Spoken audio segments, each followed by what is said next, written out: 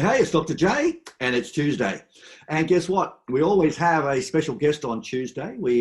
Last week we had Jackson Milan with Money Matters, but guess what? It's all about health and wellness and eating today with the guru, Jamie Hay. So welcome, Jamie. Thanks for coming on. G'day, Steve. Good to see you. Look, number 17, who would have thought that when Coach a quick chat about it, say, can we help the guys eat better? And now we're up to number 17, and every single fortnight or week it was before, you come up with these golden nuggets, and it certainly changed my life. And I know it's made a big difference to lots of other people, not just in weight loss, but in wellness. So thanks for all your help and guidance through over this period of time. It's been invaluable. It's absolutely a pleasure. Well, what are we going to cover today? I'm sure you've got something to tickle our fancy and get us to go, Well, there's some interesting new and old research, and which I wanted to share with you. Let me just turn off my notifications on my phone so we don't get rudely interrupted. Excuse me. There really has been some interesting stuff. And look, I really regard myself not as an expert, as you know, and people watching this know. I'm not a doctor. I'm not a dietitian. I'm not a scientist. I'm more of a curator because we're in the business of weight loss, and so we really want to curate what the leaders in weight loss and health are doing and saying and writing about all around the world. And so there's been some good information which I wanted to share with everybody that reinforces some of the messages that we're doing. And I'm not talking about groupthink, which means, oh, this is just one ideology, whatever like that. I mean, we're all after the truth, which is what works for my body. And remember, I've said in the past, I don't know. I'm not the expert when it comes to your body. As a matter of fact, you're not the expert when it comes to your body. The only expert when it comes to your body is your body. In its responses to various, food intakes and exercise and the like. So just like a marketer will say, the golden rule for marketing is don't fall in love with your own ads. Just measure the response rate. It's the same in sales. You change the sales script and you measure your conversion rate. So it's interesting. People say that on a regular basis. I've always done this, and they come to you for help, and they say, I do it this way. They think that's important.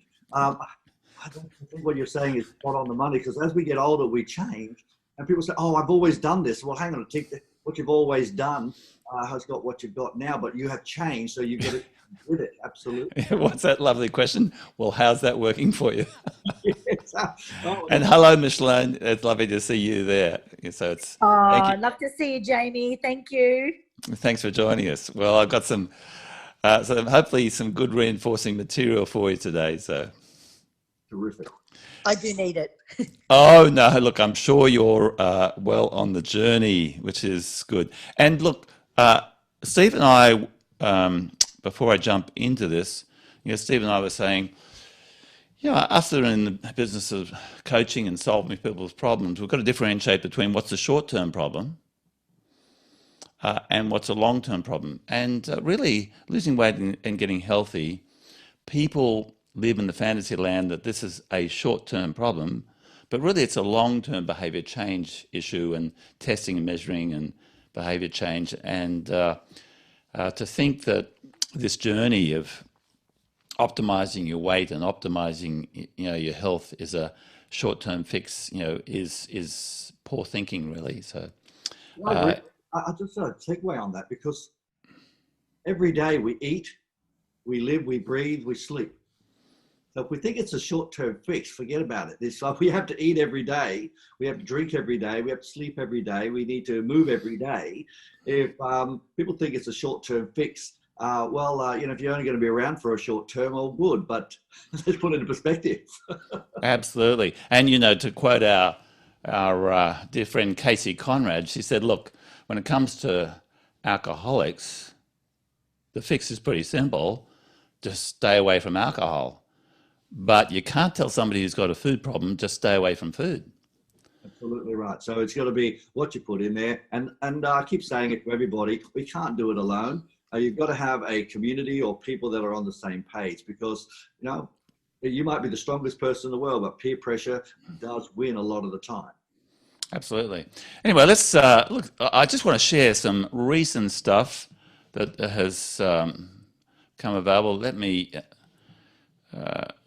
Sorry, I'm not as good at Zoom as you. I've got to attend your Zoom course, I think. We've actually I've got one coming up at 12 o'clock today with a few people, so I have a little bit of a play around with Zoom.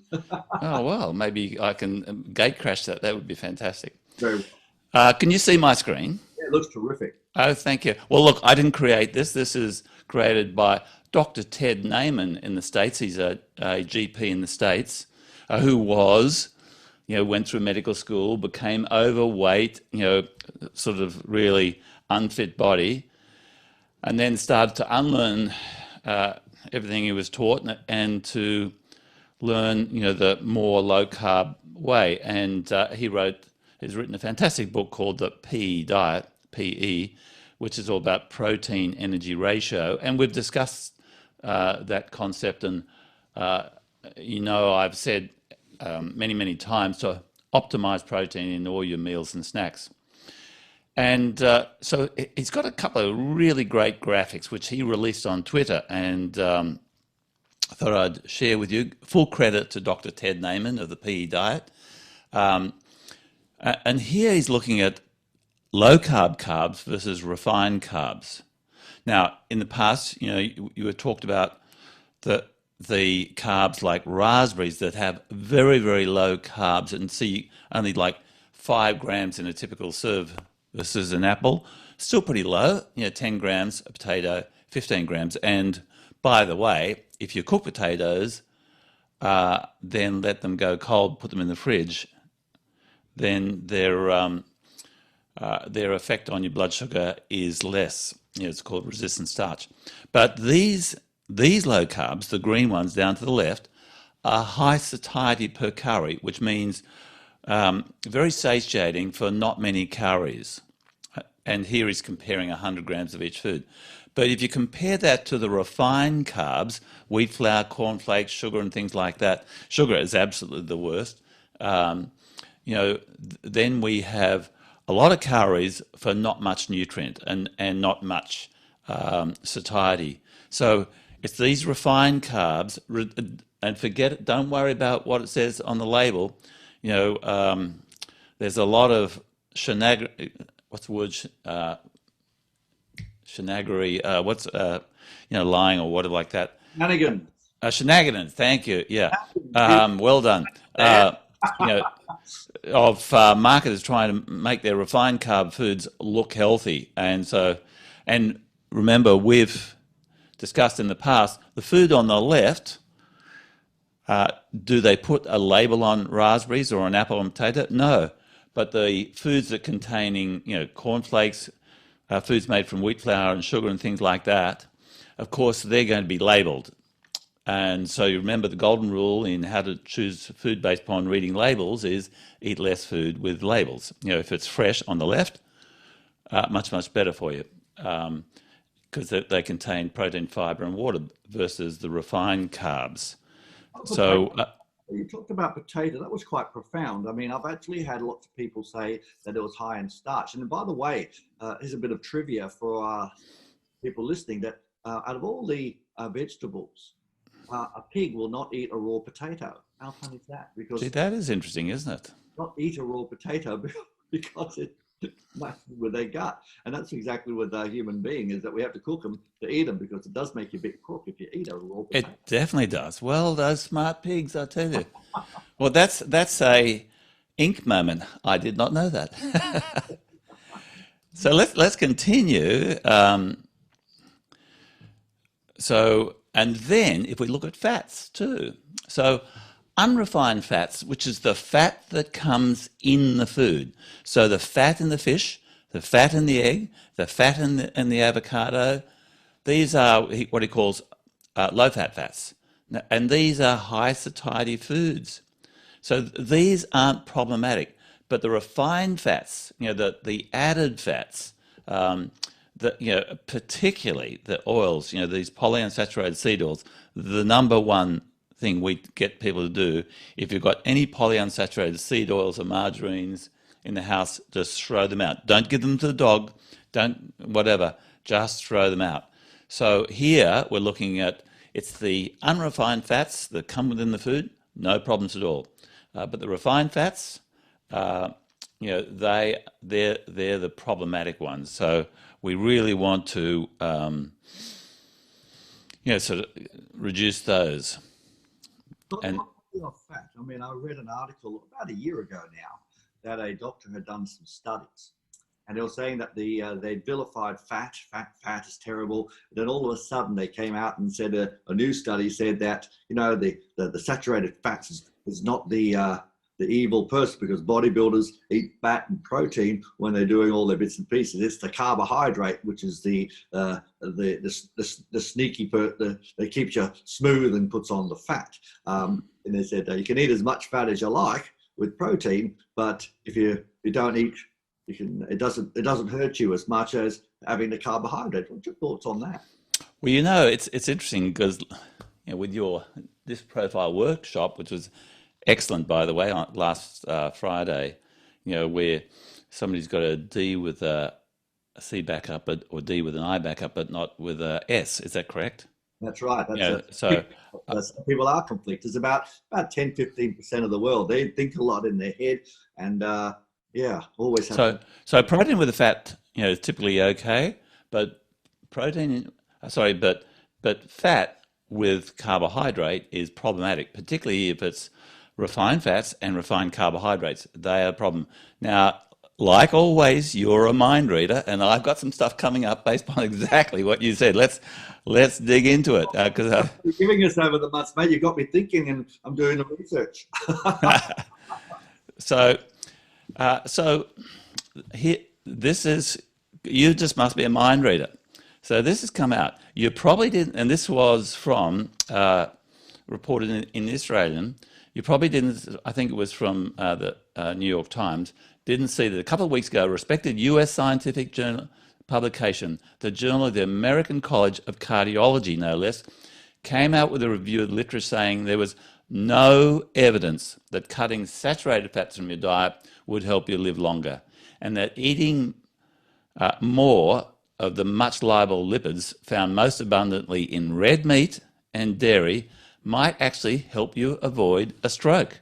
So that's exactly what you just said. Here's the experts. They're coming out. They're looking at the studies. They're saying, what did the data actually say? Particularly when it looked at mortality. Did more people die or less people die? And when they looked at mortality, which is the bottom line, they found that this big scare of saturated fat, it's not a scare at all. As a matter of fact, the people who ate, meat and dairy seemed to do better. So I just want to recap that. So if you had your saturated fat with carbohydrates, that's usually a poor combination, especially if it's refined. Definitely. Better off having protein with fats like the bodybuilders, because it'll pass through the body and it'll be utilized accordingly. Absolutely. So it's a much better combination, particularly. So, but there's no need to add the fat, and some people doing a keto diet have gone too far the other way. They're saying, oh, well, I'll go more into ketosis if I add more fat. And I've actually Ellen and I have sat with a keto experts in the States who we were shocked when we had a meal, a steak, and he added 6 of those containers of butter. It was completely unnecessary, completely. And did he struggle with his weight? Yes, he did. So let's continue. Let's see.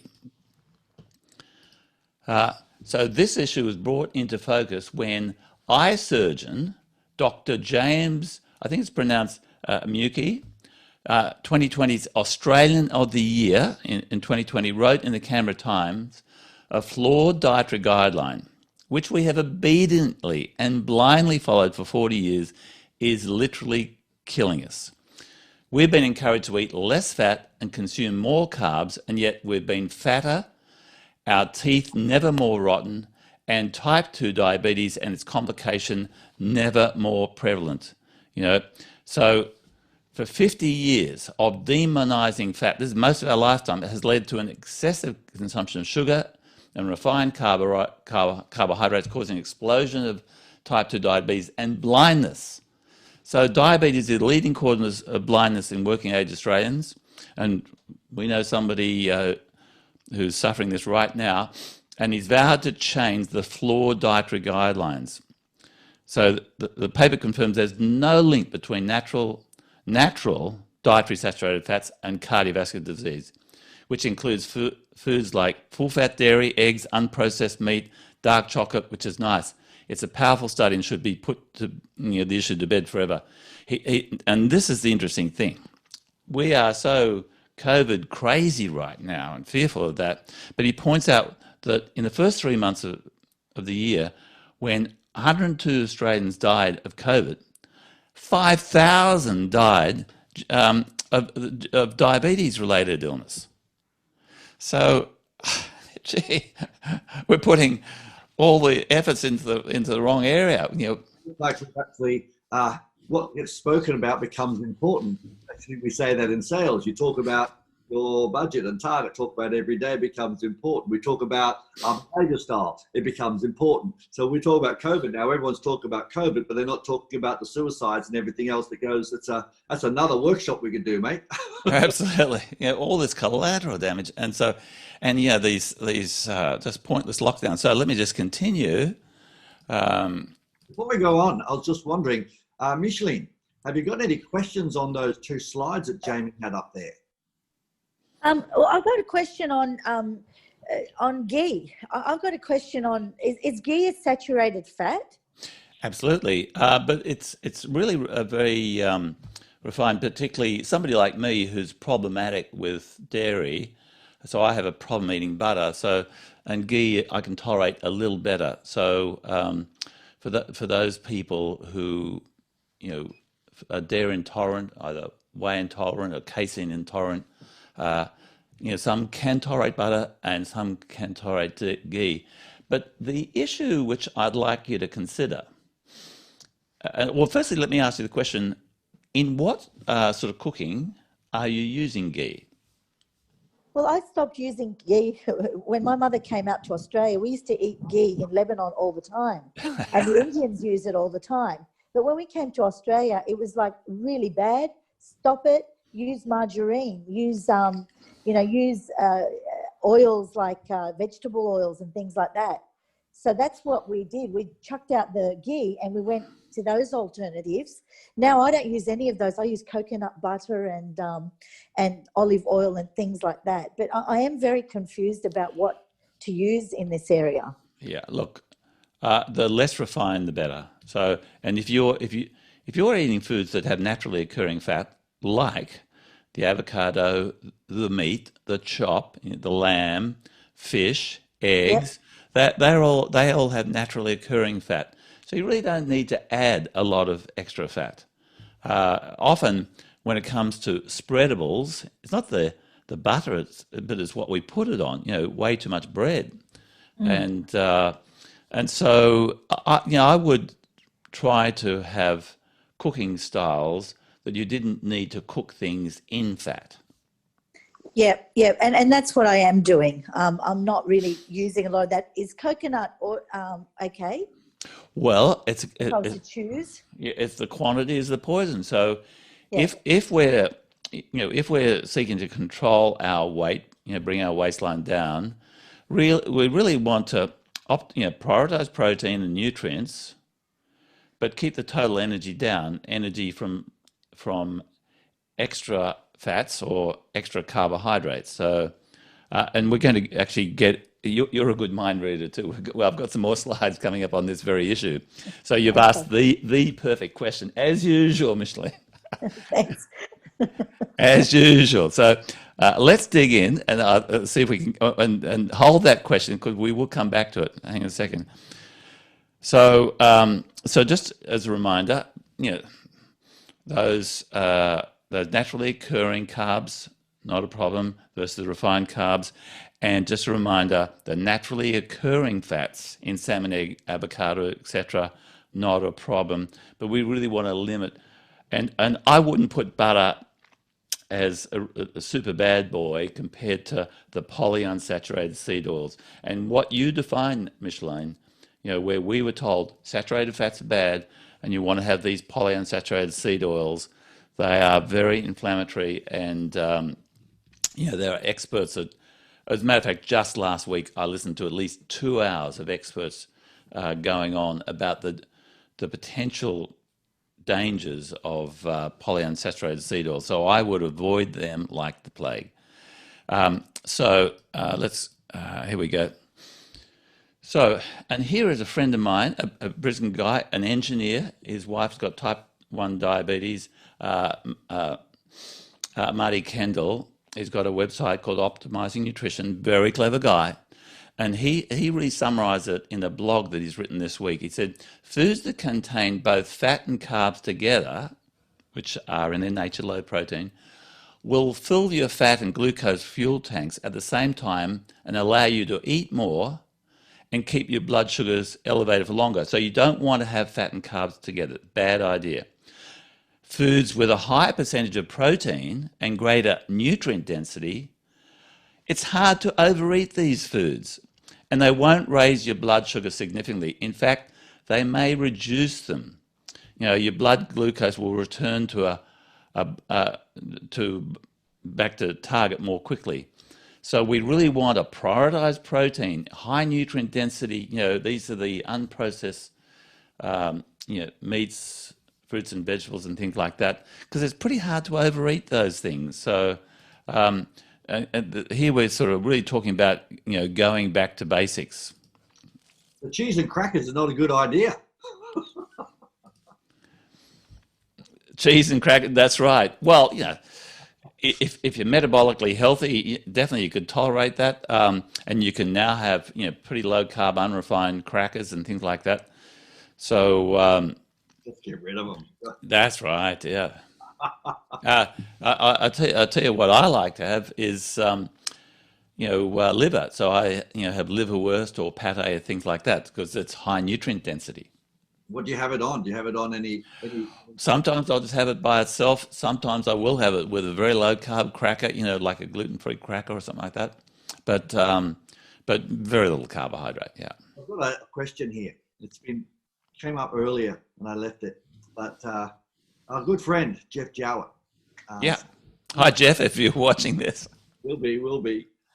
He said that the myth about eating eggs and cholesterol, he said the only when it becomes bad eating a lot of eggs is if you have a lot of carbs. If you have a lot of carbs with your eggs, then you've got to worry about your cholesterol.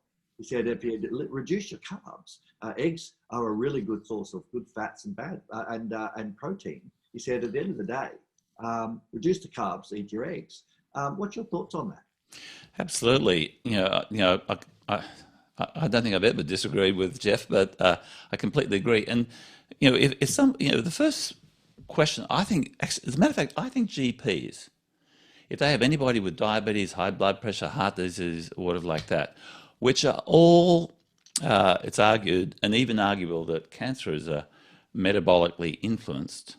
And what influences your metabolic processes is the foods that you choose and your body's response to those foods. So I think a GP should ask, by the way, did you eat anything for breakfast? And if so, what did you eat? Now, if they had Weet-Bix and toast and juice with any type of spread on that, that's super high carb. That's going to drive up their triglycerides, which is the big heart disease risk. But if they had 2 or 3 eggs, with some avocado for breakfast, maybe some spinach or something like that, their triglycerides are going to come down and normalize it. So it's like taking a drug. You have all that toast. That's if you're metabolically unhealthy and you can't handle it. It's just going to drive up your triglycerides and drive up your heart disease risk. It's interesting. Everyone says, you should have an orange juice or some toast and some Weet-Bix in the morning, or maybe a Nutrigrain or your cornflakes, and then and then have your apple along the way. So it's a whole lot of fructose. It's also a whole lot of carbohydrate, and all of a sudden you're going to have a massive spike. Yeah, So and it's not a very healthy diet, is it? that's right. And recently, Elle and I spent 4 days in Port Douglas, and I suppose I am a voyeur or a citizen epidemiologist, which is I like looking at people, families, particularly families, look at their apparent health, particularly their weight, their waistlines, and then look at what they're eating. And juice, typically, you see chubby kids walking around, they've got a juice in their hands. They're served these juices or these, and so many younger women, like in their 20s and 30s, clearly struggling with their weight, and these people technically would be obese, and they're having these big smoothies, and then they're having some fancy eggs on two big slices of toast, and they are just wreaking havoc with their metabolisms. It's good to have a recap, and also this stuff where we need to hear regularly, Jamie, because if we don't hear it regularly, it just becomes, oh yes, I heard that a while ago. What was that again? So this is really invaluable to all of our members, and all of you guys listening to this. If you heard it before, then write it down. What are you going to do about it? What are you going to change in the morning? Just do 3 things Jamie's talking about today, and what's the change? And yesterday, Steve, my car mechanic, I had a car, it's a 4-cylinder, it's a pretty swanky car, and but it was running roughly, and I didn't listen to a symptom. It's got one of these, start-stop engines where you pull up at the traffic light and the engine turns off. That type of engine, and so it's got a special, and as soon as you take your foot off the brake, the engine restarts.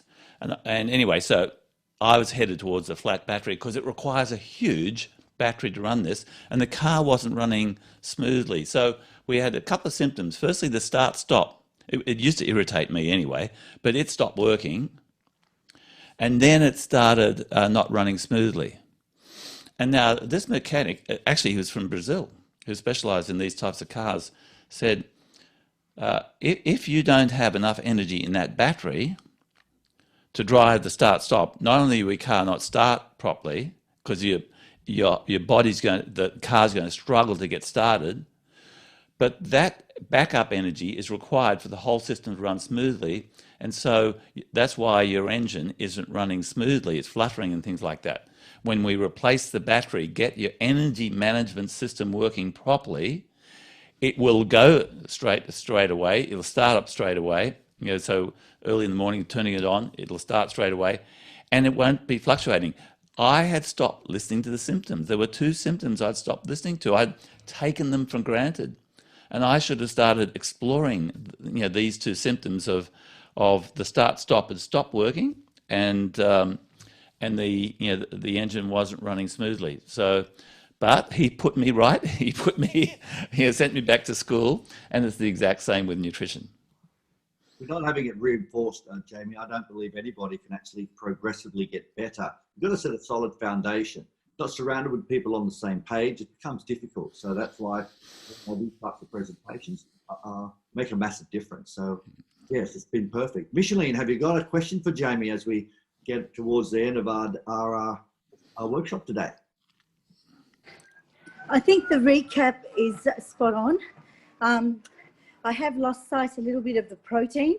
I'm still doing the intermittent fasting. So, Steve, I've had to add in the exercise with my program now. I'm feeling like I want to eat more. So should I be having more protein? What should I do? Well, it's not so much having more protein, but having an optimal amount of protein for your body weight. If you look at least a gram per kilogram body weight, up to 1.5 grams per kilogram body weight, that's going to be an ideal level of protein. So, regardless of your meal timing, and you said intermittent fasting, which is a good idea, just make sure that every meal, and if you have snacks, every snack, you're prioritizing your protein. And I find that females self-regulate protein better than males. If I serve you a huge steak, you'll say, "Oh, Jamie, I can't eat all that." But still, cook a huge steak, cut it in half before you put it on the plate, and so have half for a meal or a snack the very next day.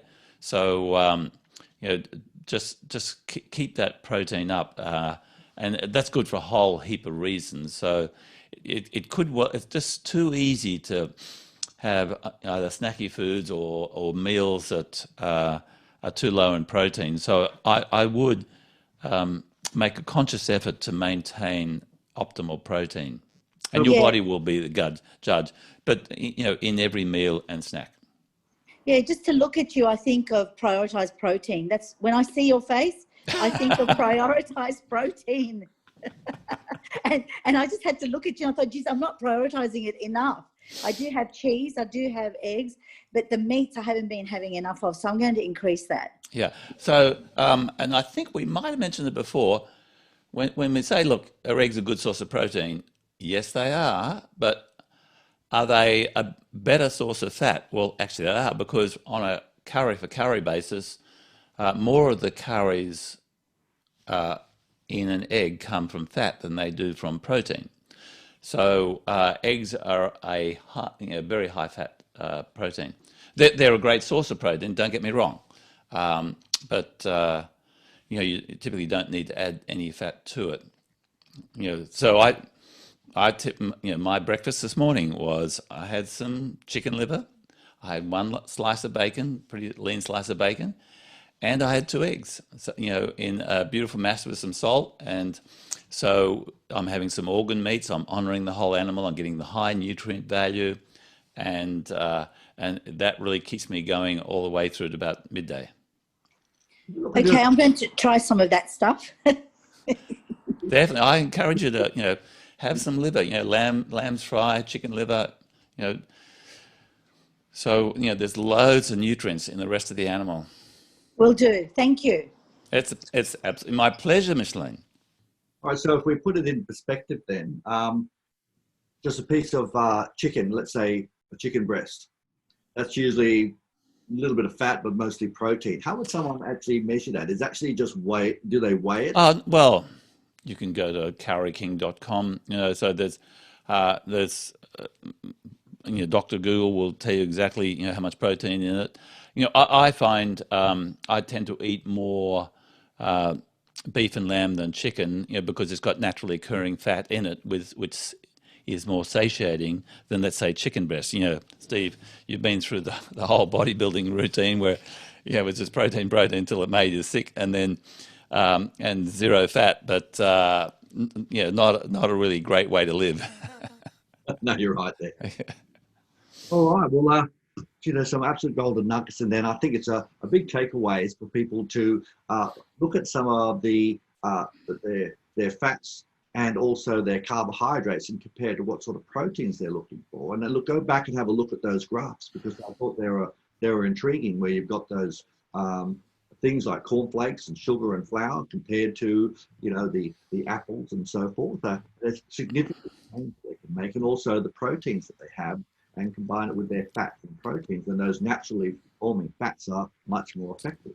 So I'll just quickly share that one last time. If we go back up here, there we go. So yes, those low carbs versus refined carbs. Look at the difference. Significant. Yeah, and so the stuff on the right is going to be in a package. It's going to have a label on it. So the stuff on the left is not going to be in a package and will not have a label in it. So it's really pretty simple, isn't it? Good. So, Jamie, thanks a lot for joining us, mate. It's always been fantastic. Got a stack of notes as per normal. I don't believe that we can listen to this once. I've always recommended everyone go back and scrub through things, stop the video, take a few notes, and put an action point. There's so many things you talk about that we can actually do immediately. We don't actually have to go and wait. We can throw out the oil straight away. We can say, what are we going to eat today? Put a bit of a meal plan. And a couple of videos ago, you said, very important to have a plan. Absolutely. And if you don't have a plan and a strategy, you could pay for it. That's what we do. We provide the program and the support and accountability. And you are a fantastic coach, particularly in that sales arena and communications arena, and people who pay for a coach to achieve a better result, just that hold them accountable, that it just makes such a difference. And that's exactly what we do. We not only provide people with a plan where they can, figure out what's going to work best for their body, but the coach to hold them accountable, and it just makes all the difference in the world. And your coaching is weekly, our coaching is weekly. Weekly is absolutely the way to go. It needs to be high frequency and ongoing. Right now, those coaches, they're with the company called Dietflex. They are specific coaches to make sure that everything is tailored for everyone else's body. But also, you have your studios as well. That's right. Well, both Healthy Inspirations and Dietflex, they're coaching people all around the country, around Australia, New Zealand. We've had clients in San Diego and Israel, and so you name it. We can coach anybody, anywhere, anytime. So how can someone get in contact with, say, yourself or one of your coaches? So let's just say coach. Probably the simplest way, Jamie, Jamie, at dietflex.com.au. Jamie at dietflex.com.au. Why do we... And people say, oh, I don't believe in diets. Well, neither do we. But our guiding philosophy is because one diet does not suit every body. People need a flexible approach to develop the diet that is sustainable and that works for their body. Hence the word diet flex. Whether you call it diet, whether it's called eating, whether it's whatever it is, we've got to put food in our mouth. Absolutely. We are what we eat. So if we don't have coaches and actually telling us what to eat as we get older, and by the way, you haven't said this for quite some time. I know it's hard to get the words out of your mouth. As we get older, our whole body changes. And if we don't change with our body, and we continue to eat what we're doing at 18, 20, even 30, if you're in your 40s and 50s, it's going to have an adverse effect on your body. Look, I used to eat tons and tons of food, stacks of stuff, anything would do, and I was a skinny little wreck. Now I'm actually got older. I'm quite slim, but if I don't watch what I eat, I can feel a little bit bloated and I am a bit sluggish. And as you progressively get older, we change. And if we don't get someone to tell us what that does, we got the bowling frog syndrome, and all of a sudden, boom, we get unhealthy and get crook. So, absolutely. And one thing everybody should be doing right now is going for a walk at lunchtime, get outside, get some sunshine, boost their vitamin D, which is very important for immune function, and do some resistance training. If you're not disciplined to do it at home, go join the gym, get an online personal trainer, do some strength training, to avoid that slow decline in muscle tissue and metabolism. So, we should be strength training for life. On Sunday, we went for a walk in the park with some friends, and Sue, one of our friends who I'm pretty sure she's in her 60s now, she knocked out 4 chin-ups. Complete, full, and you think tiny little thing, and that's impressive. I was impressed. So she, because she goes with her trainer, twice a week to the gym, and he pushes it pretty hard. There's not much of her, but 4 chin-ups for a female is very impressive. Absolutely. And look, I say it, you say it, all the people that help people. You have a coach, I have a coach. We are people that coach other people, but we can't do it alone, especially when it comes to something that's so important with your health. We do it in sales. We have people that help us with marketing and digital stuff a whole bit. And I just really recommend it to all of you guys listening today. If you are really serious about your health and your wellness and so forth, reach out to Jamie. I'm going to put the contact email, slip off a question or two. Jamie is incredibly generous. Be a pleasure. Have a chat. All right. Now, I just probably heard Micheline actually ask you questions. I'm going to actually tell you what she's doing. Well, why don't you tell us what you're doing, Micheline? What are you doing, Micheline? What are you doing? I'm on the treadmill.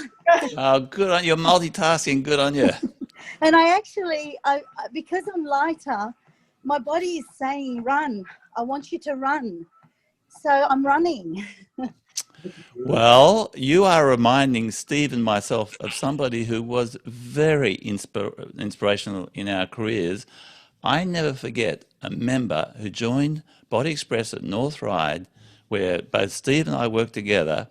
Her name was Wendy Firewood, and I remember her suddenly on a treadmill calling out to Steve, say, "Steve, look, I'm running." She hadn't run since she was a girl. And then she went and did the course and became a personal trainer. So wherever you are, Wendy Firewood, yeah, you are an inspiration. And Micheline, you're running. That's fantastic. And you're actually listening to your nutrition tips, walking the talk, running the talk. No wonder you were the SAC professional, sales professional of the quarter. So you walk your talk, young lady. So well done. Congratulations. Thank you. Yeah, congratulations. Look, I have to say, I agree totally with the idea that you need coaching. You need to know that somebody that you look at, they actually anchor you back to the thing that you actually set as a goal. So that's what's fantastic about it for me. That is a really good tip. I'm going to write that down. They anchor you to your goal. That's fantastic. Thanks for sharing that. All right, guys. Thanks, Jamie, again. Absolutely fabulous. I'll edit this up and I'll make sure your email address is in there so everyone can Cool. out and have a chin wag, okay? Thanks, Steve. And everybody, eat well, get some sunshine, and lift some weights. Okay? Now, I always say it, but what did you write down? I recommend that you scrub through this again with a stack of golden nuggets and add in some action points. Write it down. And what you should do is share it with someone else, because when you actually share something with someone else, you learn it 5 times or more faster. So you say, I learned this today. Why don't we do this together? And that's one of you guys in the SAC, which actually get a SAC buddy, get some PDR. But it's not just in sales, it's in everything. So put an action plan together, find someone to do it with, and watch the magic happen. All right, guys, thanks for joining us today. I'm Dr. J. We'll see you when you're a bit older. Bye for now.